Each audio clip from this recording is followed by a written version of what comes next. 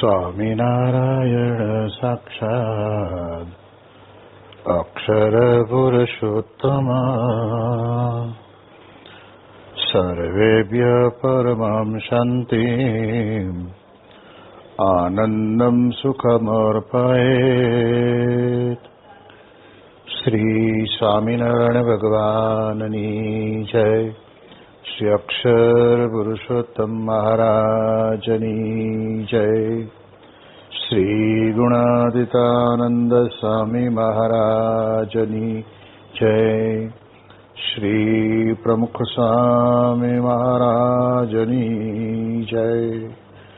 શ્રી મહંત સ્વામી મહારાજની જય.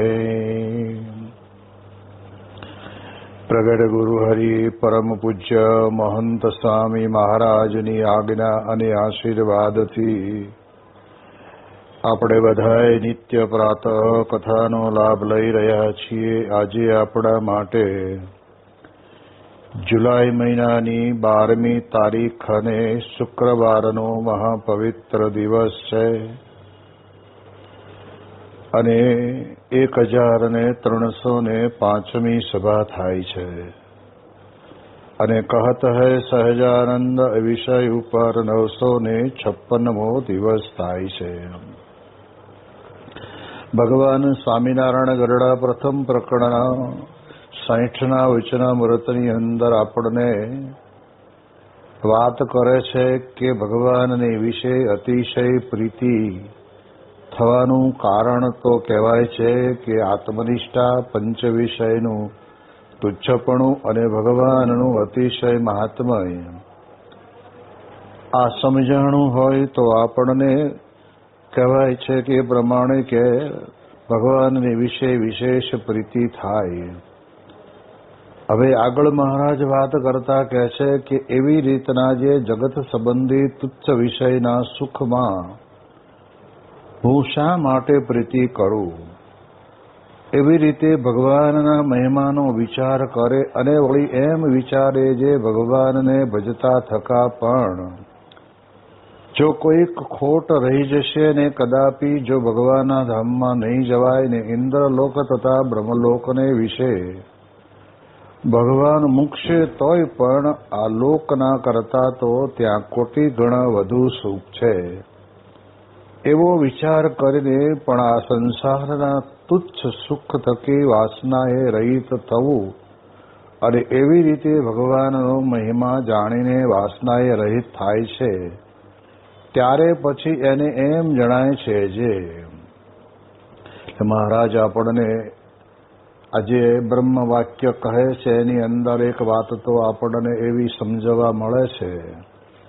કે મહારાજ સત્સંગની અંદર આપણે ભક્તિ કરતા કરતા મહારાજ આપણને કહે છે કે આમ કરતા કરતા પણ જો આપણા અંતરની અંદર વાસના ટળે નથી, પરંતુ કહેવાય છે કે કદાચ રહી ગઈ તો ભગવાન છે આપણને પોતે ઇન્દ્રલોક કે બ્રહ્મલોકને વિશે મૂકશે તો પણ અહીંના કરતા ત્યાં વધારે સુખ છે એવી પ્રકારનો એક મર્મ સમજાવે છે.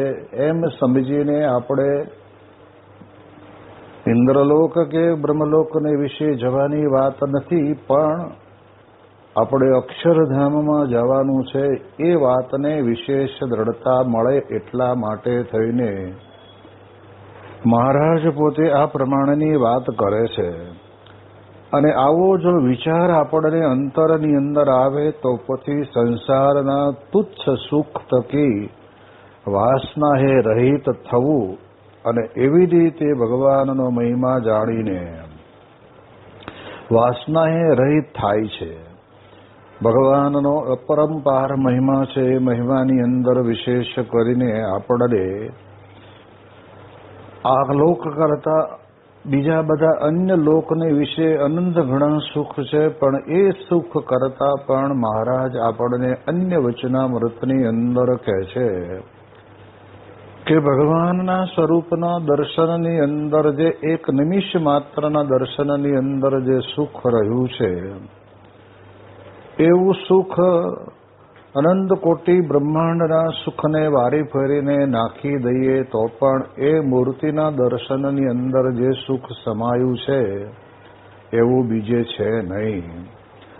એટલે એ પ્રમાણે આપણે આટલે અટકવા માટે થઈને આપણને મહારાજ આ હૂંફના શબ્દો આપે છે એવું નથી, પણ આપણને આગળ લઈ જવા માટે થઈને આ પ્રમાણે કહેવાય છે કે જો આવો ભગવાનનો મહિમા સમજાઈ રાખ્યો હોય તો પછી સંસારના તુચ્છ સુખની અંદર આપણને કેમ વાસના રહે, અને એવી રીતે વાસના એ રહિત થઈ જાય છે ત્યારે પછી એને એમ જણાય છે. હવે આ બહુ મહત્વની વાત મહારાજ આપણને કરે છે. એમ જણાય છે મારે કોઈ કાળે વાસના હતી જ નહીં, અને એ તો મને વચમાં કાંઈક બ્રહ્મ જેવું થયું હતું, પણ હું તો સદાય વાસનાએ રહિત છું એવું ભાસે છે. આ કેટલી અદ્ભુત વાત મહારાજ આપણને બળ પ્રેરક વાત કરતા કહે છે કે મારે કોઈ કાળે વાસના હતી જ નહીં, અને એ તો મને વચમાં કાંઈક ભ્રમ જેવું લાગે છે, પણ હું તો સદાય વાસનાએ રહિત છું એવું ભાસે છે. હવે આ વાત તો આપણે જીવનની અંદર ખરેખર સમજવા જેવી છે કે હકીકતની અંદર જ્યારે આપણને આ સત્સંગ પ્રાપ્ત થયો ને, અને ત્યારથી જ આપણે એમ સમજવાનું કે હવે મારી આ અંતરની અંદર પૂર્વજન્મની કે અત્યારની કોઈ પણ પ્રકારની વાસના હશે એ વાસના મને નડવાની નથી, અને એ વાસના મારામાં છે પણ નહીં. અને કદાચ લાગે છે એ બધું બ્રહ્મ જેવું છે, એટલે એમ વાસનાએ રહિત થઈ જવું. અને એવું જ્યારે ભાસે છે ને ત્યારે આવી રીતનો જે એકાંતિક ધર્મ તે તો જે એવા નિર્વાસનિક પુરુષ હોય અને જેને ભગવાનને વિશે સ્થિતિ થઈ હોય તેને વચને કરીને જ પમાય. મહારાજ આપણને વચનામૃતની અંદર જે વાત કરે છે એમાં મહત્વની વાત હવે આવે છે કે જ્યારે એવી રીતે આપણને ભાસતું હોય, અને આવી રીતનો જે એકાંતિક ધર્મની વાત પણ મહારાજ આપણને કરે છે કે ધર્મ જ્ઞાન વૈરાગ માત્મે સહિત એવી જે એકાંતિક ધર્મ, એ એકાંતિક ધર્મ તે તો એવા નિર્વાસનિક પુરુષ હોય એના જેને ભગવાનની વિશે સ્થિતિ થઈ હોય તેને વચને કરીને પમાય છે. આપણે સત્સંગની અંદર બહુધા તો વાતો કરનારા તો ઘણા આપણને મળશે, પરંતુ એની અંદર આપણે વિચાર કરવાનો કે એકાંતિક કોને કહેવા. જોકે ઘણા બધા વચનામૃતોની અંદર આપણને મહારાજે પોતે કહ્યું છે કે ધર્મ જ્ઞાન વૈરાગ મહાત્મયુક્ત એવી એકાંતિકી ભક્તિ એને એકાંતિક કહેવાય. પ્રથમના 11ના વચનામૃતની અંદર મહારાજ કહે છે કે સર્વ વાસનાનો ત્યાગ કરીને પોતાના આત્માને બ્રહ્મરૂપ માનીને પુરુષોત્તમ નારાયણની ભક્તિ કરે એને એકાંતિક કહેવાય. તો આવું એકાંતિકપણું એ વાસના છોડ્યા વગર તો આવવાનું જ નથી. બીજી વાત કે આપણે માનો કે કદાચ જે કોઈ એકાંતિક પુરુષ લોક જગતની અંદર લોકો એને કહેતા હોય એનામાં જોવું પડે કે આ ત્રણ બાબત છે એનામાં. તો પહેલી વાત તો કહે છે કે એ એવા નિર્વાસનિક પુરુષ અને ભગવાનની વિશે સ્થિતિવાળા હોય અને તેને વચને કરીને જ પમાય. એકાંતિકપણું પામવું હોય તો એકાંતિકનો ધર્મનું પાલન કરતા હોય ત્યાં આગળ આ લોકના ધર્મની કોઈ વાત નથી. એકાંતિકનો ધર્મ એટલે શું તો કહે છે કે આ પ્રમાણે મહારાજે આપણને જે એકાંતિક ધર્મ સ્થાપવા માટે આ લોકોની અંદર પધાર્યા એ એકાંતિક ધર્મની વાત આપણને મહારાજ કરે છે. અને એ વાત જો આપણે આપણા જીવનની અંદર બરાબર દ્રઢ કરી લીધી હોય તો પછી આપણને એવા નિર્વાસનિક પુરુષ હોય અને જેને ભગવાનની વિશે સ્થિતિ થઈ હોય એને વચને કરીને પમાય. ચોખ્ખી વાત છે. એટલે આ બે લક્ષણ તો આપણે જોઈએ કે એવા નિર્વાસનિક પુરુષ, નિર્વાસનિક પુરુષના જીવનની અંદર ક્યારેય પણ કોઈ પણ દિવસ અને સંસારના સુખની અંદર ક્યાંય એને પ્રીતિ દેખાય નહીં. બહુ સ્પષ્ટપણે આપણે જોયું છે આપણા ગુણાતીત ગુરુવર્યોના જીવનની અંદર. જેમ ગુણાતીતાનંદ સ્વામી પોતે કહેતા કે અમે જ્યારે ઉઘાડા પગે અમે બાવળના કાંટાની વચ્ચે ચાલ્યા જઈએ ને તો અમારા પગની નીચે દબાતી બાવળની સૂળો કરડ કરડ બોલતી તૂટી જાય પણ પગની અંદર જાય નહીં. એ પ્રકારે એમને પોતાના શરીરને જળભરત દશાને પમાડી દીધેલું હતું એટલે આપણને દેખાય. એનાથી વધારે મહત્વની વાત તો એમનામાં એકાંતિક ધર્મ બરાબર હોય અને નિર્વાસનિક છે. અને એટલે જ આપણે જાણીએ છીએ કે જુનાગઢની અંદર 40 વર્ષ રહ્યા અને ત્યારે જ્યારે જુનાગઢ છોડવાનો સમય આવ્યો ત્યારે બોલ્યા કે 40 વર્ષ 4 દિવસ 4 માસ 4 માસ ને 4 દિવસ અહીંયા રહ્યા અને હવે મહોવે જઈને રહેશું. તો જો જુનાગઢમાં રહ્યા થકા પણ પોતે નિર્બંધ પુરુષ હતા. બાકી મહારાજની આજ્ઞા પ્રમાણે મહંત તરીકે એમને પોતાની જેને કહેવાય ને કે કથા વાર્તા ભજન કીર્તન એ હરિભક્તોને બરાબર બળ આપવું એ બધી બાબતોની અંદર તો ગુણાતીતાનંદ સ્વામી બરાબર હતા. પણ નાનામાં નાનો વ્યવહાર કરવાનો હોય તો પણ એની અંદર ભગવાનને વિશે પ્રીતિ છે એની જબરજસ્ત આપણને ખબર પડે.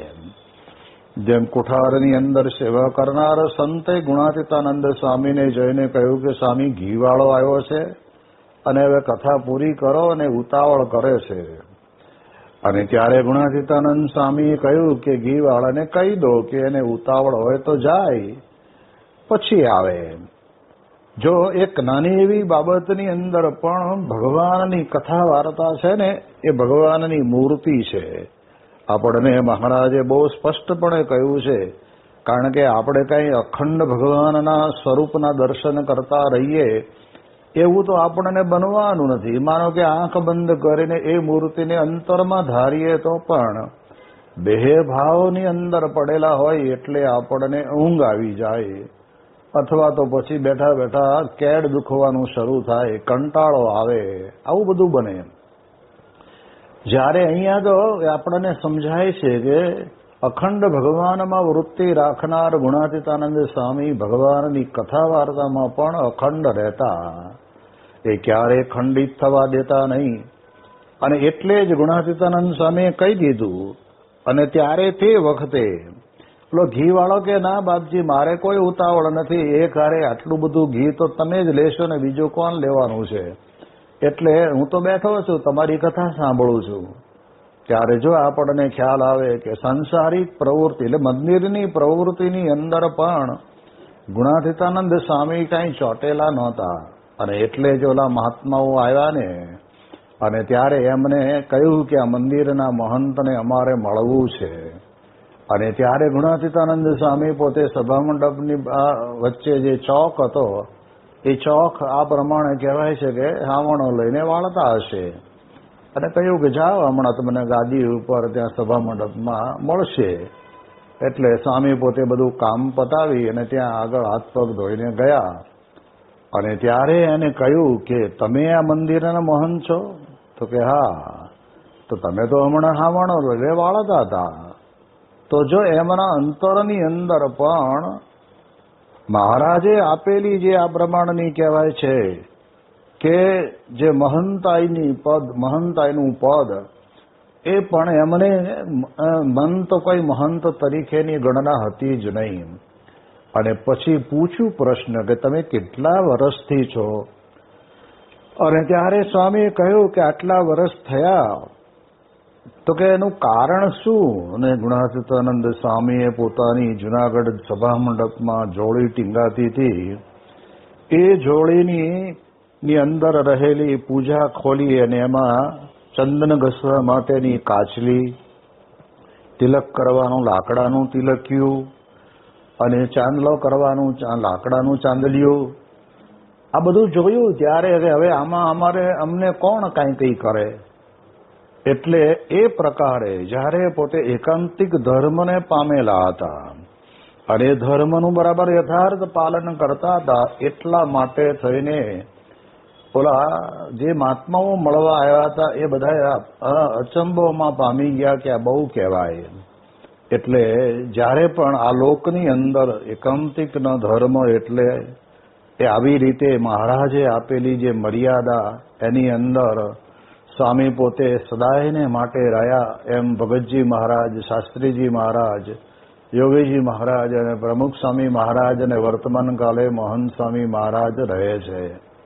શું તો કે આવડી મોટી સંસ્થાના પ્રમુખ હોવા છતાં પ્રમુખ સ્વામી મહારાજના જીવનની અંદર આપણે જોયું છે ક્યારે એમણે કોઈ પણ પ્રકારનો પ્રમુખ તરીકેનો હક દાવો નથી કર્યો કે હવે હું પ્રમુખ બન્યો એટલે મારે આવી ઓફિસ જોઈએ, મારે આવું ટેબલ જોઈએ, કે મારે આવી વ્યવસ્થા જોઈએ, કે મારે આ પ્રમાણે આ વિચરણ કરવા માટે ગાડી જોઈએ. કોઈ પણ દિવસ નહીં. જો આવું બધું આપણે જોઈએ ને ત્યારે આપણને ખબર પડે કે કેટલું નિર્વાસનિકપણું. આ રાજકોટની અંદર જ્યારે સ્વામી બાપાની જન્મ જયંતિ ઉજવાણી અને તે વખતે કોઈ આપણા હરિભક્ત હશે એની સારી ગાડી હશે, એ સારી ગાડીની અંદર બાપા વિચરણ કરતા હતા અને પછી તો એ ગાડી લઈને ભાદરા જવાનું હતું અને એક બે પધરામણી હતી. ત્યારે પધરામણી દરમિયાનની અંદર ડ્રાઈવર રસ્તાની અંદર ગાડી ઊભી રાખીને સ્વામીને કહે કે સ્વામીજી હવે આમાં પેટ્રોલ થઈ રહ્યું છે. એટલે તરત જ પ્રમુખ સ્વામી મહારાજ આટલી સારી મોંઘી ગાડીની અંદર બેઠેલા હોય અને કેટલું નિર્વાસનિકપણું, એનો કોઈ અંતરની અંદર બહાર નહોતો. તરત જ ઉતરીને સેવકની સાથે રિક્ષામાં બેસીને બે જગ્યાએ પધરામણી કરવાની હતી ત્યાં આગળ કરવા ગયા અને ડ્રાઈવરને કહ્યું કે તમે પેટ્રોલ પુરાવી અને આ જગ્યાએ ઊભા રહેજો, અમે ત્યાં આવી જઈશું. ત્યારે આપણને ખ્યાલ આવે કે આવા ઉત્તમ ભોગ ભોગવવાની પણ અંતરની અંદર ઈચ્છા નહીં. સાધનો ગમે તે હોય પણ એ સાધનની અંદર પોતે બેસીને એ વિચરણ એમણે કર્યું છે. વિવેક સાગર સ્વામી પોતે વાત કરે ને કે આમ સામાન્ય રીતે પ્રમુખ સ્વામી મહારાજની જન્મ જયંતિની નગરયાત્રા નીકળી હોય તો 5-5, 6-6, 8-8 કિલોમીટર લાંબી હોય. એને બદલે જ્યાં આગળ એક ગામ એવું હતું કે જ્યાં એક હરિભક્ત એક જ રહે અને એણે સંકલ્પ કર્યો કે મારે ત્યાં પધારો અને મારે નગરયાત્રા કાઢવી છે. એક જણો ઢોલ વગાડે અને ઓલો આગળ જઈને આગળ ધૂન બોલતો બોલતો જાય અને સ્વામી બાપા પોતે ત્યાં આગળ આ પ્રમાણે કહેવાય છે કે બગીની અંદર બેઠા હશે. તો તે વખતના સમયની અંદર આમ કેવું લાગે કે આટલા બધા માણસો જ્યારે મારી નગરયાત્રામાં હોય અને અહીંયા તો કંઈ છે નહીં, પણ એ વખતે એમાં પણ કોઈ પણ પ્રકારનો ફેરફાર નહીં, એમના મુખારવિંદની રેખા બદલાણી નહીં. એનું કારણ એ છે કે પોતે સંપૂર્ણપણે નિર્વાસનિક છે. ઉત્તમ ભોગ અને કનિષ્ઠ ભોગને સામાન્ય નાખી દેવા જેવા ભોગની અંદર પણ એ પોતે ક્યાંય પણ લેવાયા નથી. એટલે એ દ્રષ્ટિથી આપણે જોઈએ તો આપણને ખ્યાલ આવે સ્વામી બાપા ગાડામાં પણ ફર્યા છે, ટ્રેક્ટરમાં પણ ફર્યા છે અને ટ્રેક્ટરોની અંદર પણ પાછું એકાદ ટ્રેક્ટર ખૂંચી ગયું હોય તો વળી એને બીજું કાઢવા આવે અને એ જ્યારે ટ્રેક્ટર ફરે ને ત્યારે એ ટ્રેક્ટરના પૈડાના આરામાંથી એ ચીકણી માટી અને પાણી સાથે એ ટ્રોલીની અંદર બેઠા હોય ને ત્યાં રગડો બધો આવે. પણ છતાંય એમને કોઈ દિવસ ક્યારેય પણ એવો વિચાર નથી આવ્યો. તો આપણે એમ સમજીએ એક વખત તો સ્વામી ઝાલાવાડમાં જવાના હશે ને ચૂડા સ્ટેશન ઉપર ઉતર્યા. હવે સ્વામીએ કાગળ તો લખ્યો હશે કે અમે આ ટ્રેનની અંદર આવવાના છીએ માટે ગાડો લઈને સામે લેવા આવજો. અને ત્યારે તે વખતે સજગ પરના હરિભક્તો છે એને કાગળ તે દિવસે મળ્યો નહીં હોય અને પછી તો ન મળે એટલે લેવા કોણ આવે. અને ત્યારે અક્કા બાપુ પણ ભેગા હતા અને સ્વામી કે હવે આપણે શું કરશું. અને ત્યારે તે વખતે સામે કે જો સામે લાતીવાળા છે અને ડેલો ખખડાવો. અરે હકા બાપુ કે બાબા અત્યારે રાત્રે થોડું ખખડાવાય, પણ તમે જઈને એટલું તો કહેજો કે નાણંદા આવ્યા છે. અને ત્યાં જઈને ડેલો ખખડાયો અને ખખડાવીને કહ્યું કે ભાઈ ખોલો, પ્રમુખ સ્વામી આવ્યા છે. અને ત્યાં તો તે એ લાતીવાળાએ ડેલો ખોલ્યો અને ત્યાં આગળ વ્યવસ્થા કરી આપી.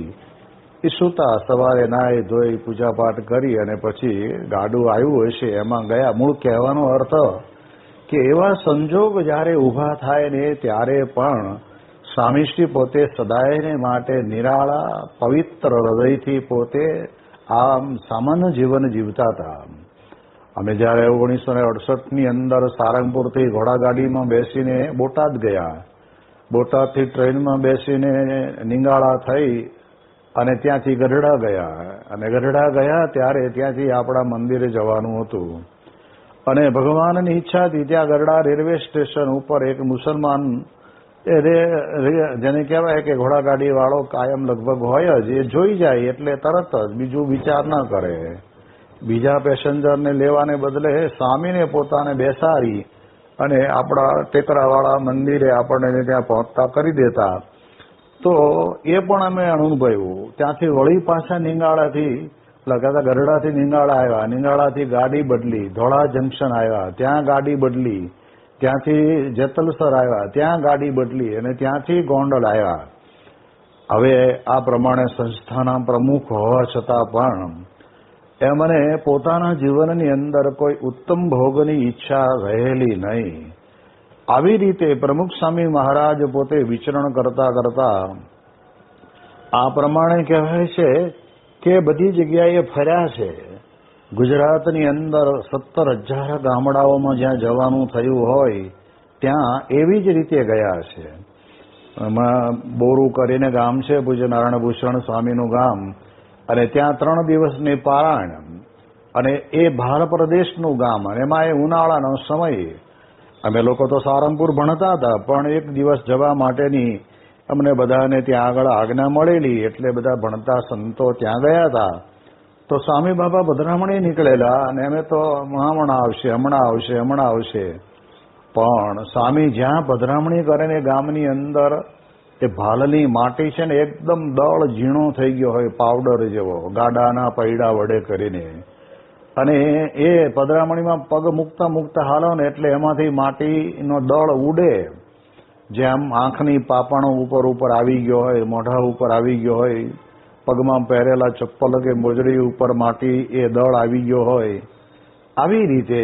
અને તડકો કે મારું કામ, એવા સમયની અંદર પણ એ ઘેર ઘેર પધરામણી કરે ત્યારે આપણને ખ્યાલ આવે કે એમને સારા અને ઉત્તમ પ્રદેશની અંદર જ્યાં આગળ 1 કે 2 પધરામણી કરે તો પણ કહેવાય છે કે ભગવાનના થાળની અંદર બહુ મોટી ભેટ મૂકી દે.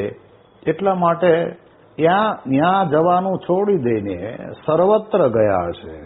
આદિવાસી વિસ્તારના ગામડાઓની અંદર જ્યારે સ્વામીશ્રી પોતે ગયા ત્યારે પણ આવું જ બન્યું છે કે આટલા બધા દિવસ ફર્યા ને 34 રૂપિયા જેવી કંઈક પધરામણીની ભેટ આવી. સંતોએ કહ્યું કે બાપા આ તો સુરતની અંદર આપણે આવ્યા ને 1 કલાકમાં આટલી મોટી શતાબ્દીની સેવાની લખણી થઈ ગઈ ને આ અહીંયા જ રહેવા જેવું હતું, ત્યાં આપણે આટલા બધા દાડા બગાડ્યા. સ્વામી કે દાડા નથી બગડ્યા, એમણે જે આપ્યું છે એ એમની પરિસ્થિતિ પ્રમાણે આપ્યું છે. એટલે આપણે મન તો ભગવાનને આપ્યું છે એટલે કરોડો રૂપિયા આપ્યા બરાબર છે. તો જો વાસના હોય ને તો વિચારો બદલાતા જ રહે. જ્યારે અહીંયા તો આપણે જોઈએ છીએ કે સત્પુરુષના અંતરની અંદર ભગવાન સિવાયની કોઈ વાસના નહીં. જે કંઈ હોય તે બધું ભગવાનનું જ, અને આપણું છે નહીં. કરતા ભગવાન છે એવું પણ કાયમ માનવાનું, ભગવાનને અર્પણ કર્યા વિના ક્યારેય લેવાનું નહીં. આવા બધા પ્રસંગો જ્યારે આપણે જાણીએ છીએ ત્યારે એવા જે નિર્વાસનિક પુરુષ મળે અને એ જે મળે ને એને જેને એને ભગવાનની વિશે એવી સ્થિતિ થઈ હોય કે જેના કારણે કરીને એના વચનને કરીને પમાય. આપણે એકાંતિક ધર્મને પામવો હોય તો આવા સત્પુરુષની જરૂર પડે કે જે અતિશય નિર્વાસનિક, આ લોકનું કોઈ વાસના નહીં. આપણે ઘણી વખત સંતો વાત કરે છે ને કે વાસના અને કહેતા કે રુચિ અને વાસના બે વસ્તુ જુદી છે. શરીર પ્રમાણે દરેક વ્યક્તિની તાસીર પ્રમાણે રુચિ જુદી જુદી હોય, પણ આસક્તિ ના હોય. એ બહુ મોટી મહત્વની બાબત છે.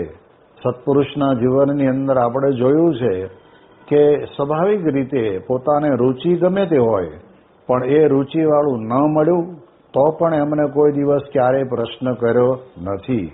તો આવું નિર્વાસનિકપણું હોય અને પછી એવા જે પુરુષ છે એને ભગવાનને વિશેષ સ્થિતિ થઈ હોય, આ તો બહુ અઘરી બાબત છે.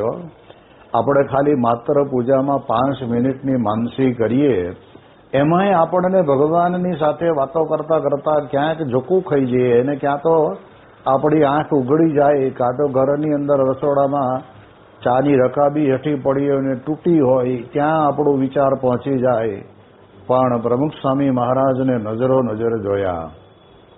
સારંગપુરની અંદર અમારે મહેસાણાની જમીન માટેની ચર્ચા કરવા જવાનું થયેલું અને તે વખતના સમયની અંદર સ્વામી બાપા આપણા સારંગપુર મંદિરના પાછળના ભાગમાં જે લીમડા છે ને, લીમડાના અજવાળ પડછાયામાં સૂર્ય ઉગ્યો ન હોય એટલે આમે થોડુંક શાંત વાતાવરણ હોય એટલે તે વખતે ત્યાં સ્વામી બાપા પાટ ઉપર પૂજા કરતા હતા.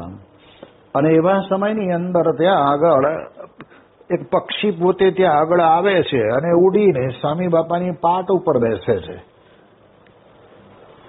ઘણા બધા સંતો કીર્તનો ગાતા હતા, હરિભક્તો બધા એકાગ્રતાથી સ્વામીશ્રીના દર્શન કરતા કરતા માળા કરતા હતા અને સ્વામી બાબા પણ ભગવાનની વિશે એકદમ એકાગ્ર ચિત્તથી ભગવાનમાં જોડાયેલા હતા. તો પછી એ જે પક્ષી બેઠું હતું એ ઉડીને વળી પાછું સ્વામીશ્રીની પાછળના ભાગમાં જઈને ગયું. અમે લોકો સ્વામીશ્રીના દર્શનમાં જ બેઠા હતા. તોય અમને એમ થયું કે મારું આ પણ પૂજાની અંદર ડિસ્ટર્બ કરવા આવ્યું છે.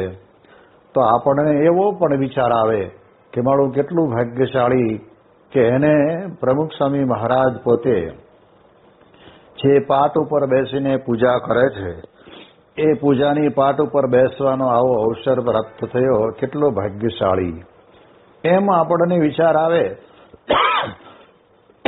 પણ આપણે તો એવું વિચાર કરવાનો, એ તો હમણાં ઘડી બે ઘડીમાં કોક સેજ હાથ ઊંચો કરશે ને ત્યારે ઉડીને જતું રહેશે. જ્યારે આપણને તો આજીવન પર્યંત એમણે આપણો હાથ પકડી અને આપણને પોતાની સાથે રાખ્યા છે, પોતાના અંકની અંદર બેસાડ્યા છે, આપણી નાની મોટી બધી જ પ્રકારની જવાબદારી નિભાવે છે.